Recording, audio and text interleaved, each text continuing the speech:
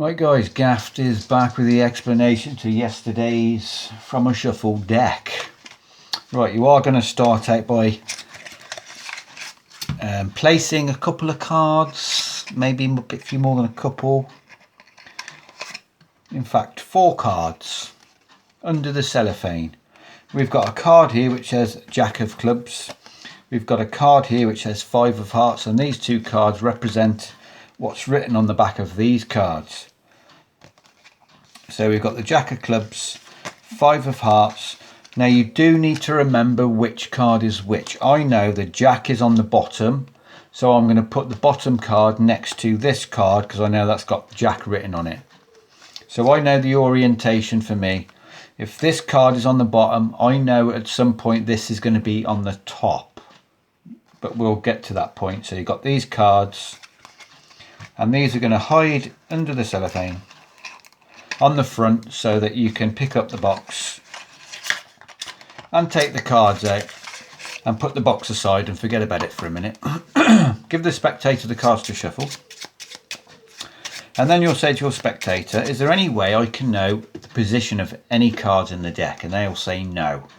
And they say, well, I actually do know the location of 2 cards, and that would be the 10 of Clubs and the Ace of Diamonds, because they're under the cellophane. So you're just going to reach in, pull out these cards quickly and place them on the top of the deck. No one's going to know that you've put 4 cards on the top of the deck. The 2 cards you said you knew about, and you've now loaded the 2 cards you want to load. So now you can go to these cards, say, look, I told you where these cards were. While you're just talking about these cards on the fly, you need to get a thumb break under the top card and then double undercut those cards. So what you will have done is put 1 card on the top and 1 card on the bottom. Now you need to know the orientation of what card is where. I know the Jack is on the top, so when you do the prophecy move or whatever it's called in a minute, this card is going to be on the bottom. So you just need to be aware of where each card is. The Jack is on the top, the 5 is on the bottom. You'll now say to your spectator, right, I'm going to place these cards, 1 somewhere near the bottom, 1 somewhere near the top, and I'm going to dribble down and I want you to call out stop somewhere in between those 2 cards. This is all just misdirection, it's irrelevant. So let's say they call out stop right here.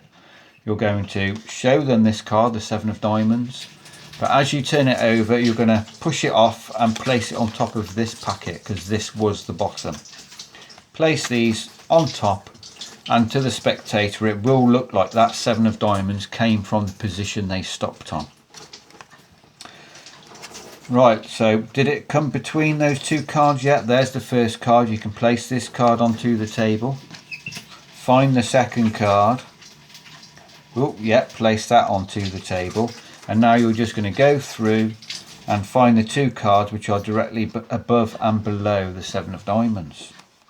Now, I know that this card here should be the 5 of Hearts. Yeah, so I know where to put this card. I know it's got to go next to this card. That's why I said you need to know the orientation of the card, because you want to put it by the right card.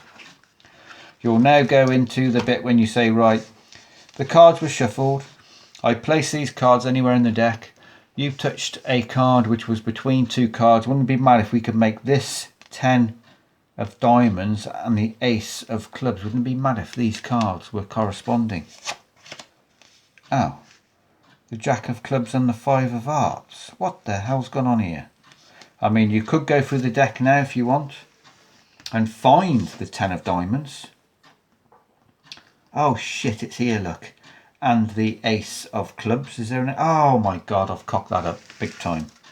So spectator at this point is going to think, oh my god, this guy is a clown, he doesn't know what he's doing. But then the reveal at the end is the fact that on the back of these cards you had written a perfect match.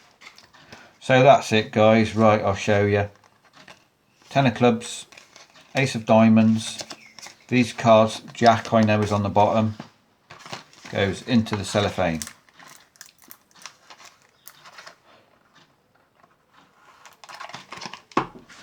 Spectator shuffles. I do know where 2 cards are in the packet. They're here, the 10 of clubs and the ace of diamonds. Right, I'm going to put these cards somewhere into the pack. So you're going to do your thumb break double undercut to place one on top, one on bottom. You're going to place these two cards. This is all just absolutely irrelevant. It's just a bit of misdirection. Call out stop, they stop on this card. Turn it over. Make sure to put it on top of this packet. Square it all up. And did you get it between? There's the ace, look. Oh, brilliant. Where's the 10? Brilliant. So we found these two cards. Now you need to remember the orientation, and I've forgotten. So would it really matter in a trick situation if you'd actually forgotten what card is what? Now you stopped on two cards. We're going to make this the 10 of diamonds and the ace of clubs. Oh, for God's sake. Bugger. Cocked it up. Or did I? Because what I didn't say was on the back of this card I'd written Jack of clubs. And on the back of this card I have written 5 of hearts. Now it doesn't really make a difference, does it? They're not in line, but do they have to be? No. So that is the trick, guys. Nice and simple. Just a bit of misdirection and, you know, hiding a couple of cards. So comment, subscribe, like. Make sure to smash the like button.